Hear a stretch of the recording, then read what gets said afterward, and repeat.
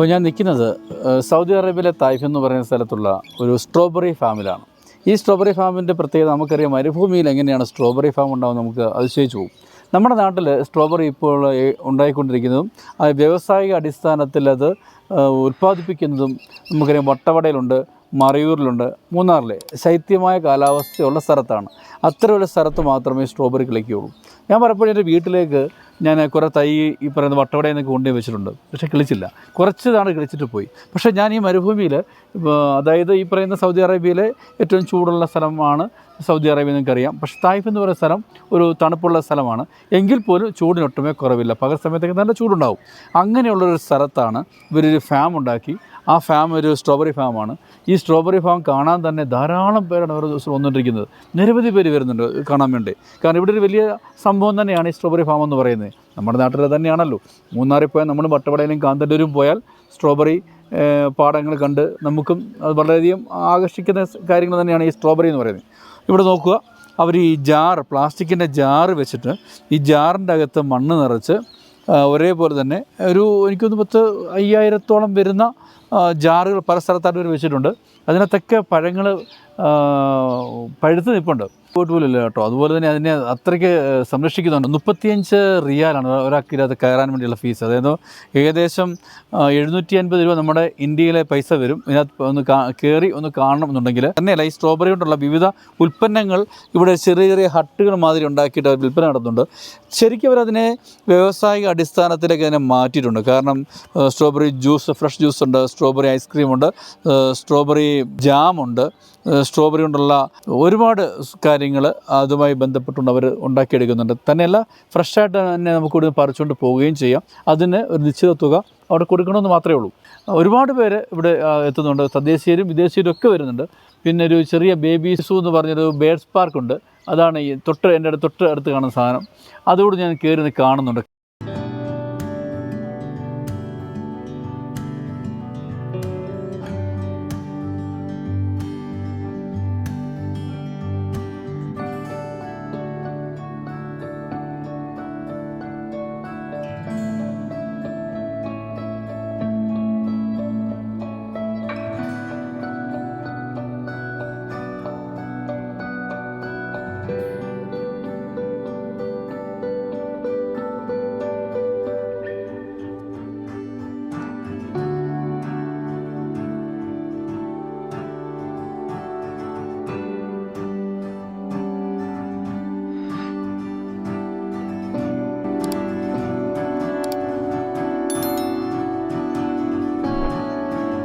ഉള്ള നമ്മുടെ പഞ്ചവർണ്ണ തത്തയാണിത്. പഞ്ചവർണ്ണ തത്ത.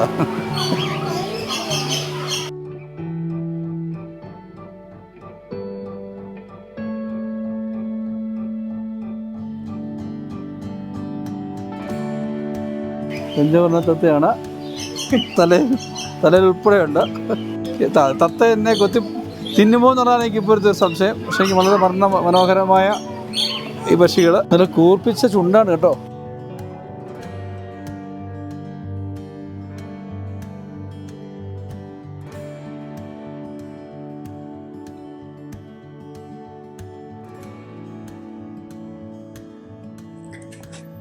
ഈ മനോഹരമായ പക്ഷികൾക്ക് പുറമെ നമുക്ക് ചില മൃഗങ്ങളെയും കാണാനിവിടെ കഴിയും.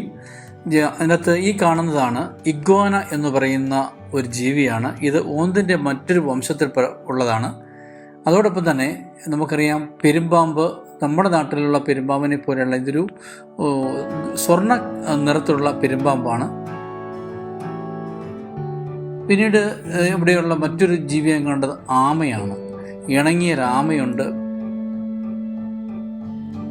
ഇതെന്ന് പറയുന്നത് ഉടുമ്പാണ്. നമ്മുടെ മലയോര മേഖലയിലെ വനത്തിലുമൊക്കെ കാണുന്നതാണ് ഈ ഉടുമ്പ്. ആ ഉടുമ്പുണ്ട് ഇവിടെ. ഇത് ഇഗ്വാനയുടെ മറ്റൊരു വെറൈറ്റി ജീവിയാണ്. ഇച്ചിരി വലിയ വലിപ്പം കൂടുതലുണ്ട് ഇതിന്. അതും ഈ പറയുന്ന ഇഗ്വാനയുടെ മറ്റൊരു വംശത്തിൽ ഉള്ളതാണെന്നാണ് പറഞ്ഞത്. ഈ മറ്റൊരു കാഴ്ചയാണ് ഇവിടെ കണ്ടത്. ഒരു വീട് നിർമ്മിച്ചിട്ടുണ്ട്. ആ വീട് തരതിരിച്ചാണ് അതിൻ്റെ അകത്ത് എല്ലാ സാധനങ്ങളും വെച്ചിരിക്കുന്നത്. നമ്മുടെ നാട്ടിൽ നമ്മൾ പലപ്പോഴും ചോദിക്കും, എന്താണ് അതിന് നീ തല തിരിഞ്ഞവനാണോ എന്ന് ചോദിക്കും. പക്ഷേ ഈ വീടിനകത്തേക്ക് കയറിയാൽ എല്ലാ സാധനവും തര തിരിച്ചാണ് വെച്ചിരിക്കുന്നത്. നിങ്ങൾ നോക്കുക, കാപ്പി കപ്പുണ്ട്, TV ഉണ്ട്, ഫ്രിഡ്ജുണ്ട്, നമ്മുടെ ചെറിയ ഡൈനിങ് ടേബിളുണ്ട്, ഈ കസേരകളുണ്ട്, ഇതെല്ലാം തല തിരിച്ചാണ് വെച്ചിരിക്കുന്നത്. അത് ഇതിൻ്റെ മുകൾ ഭാഗത്ത് അത് ഫിറ്റ് ചെയ്തിരിക്കുകയാണ്. ഒരു വ്യത്യസ്തമായ കാഴ്ചയാണ് അവിടെ നമുക്ക് ഒരുക്കിയിരിക്കുന്നത്. എല്ലാ സാധനവും തല തിരിച്ച് നമ്മുടെ ഈ റൂഫിൽ വെച്ചിരിക്കുന്നു, അല്ലെങ്കിൽ ഭിത്തിയിൽ വെച്ചിരിക്കുന്നു.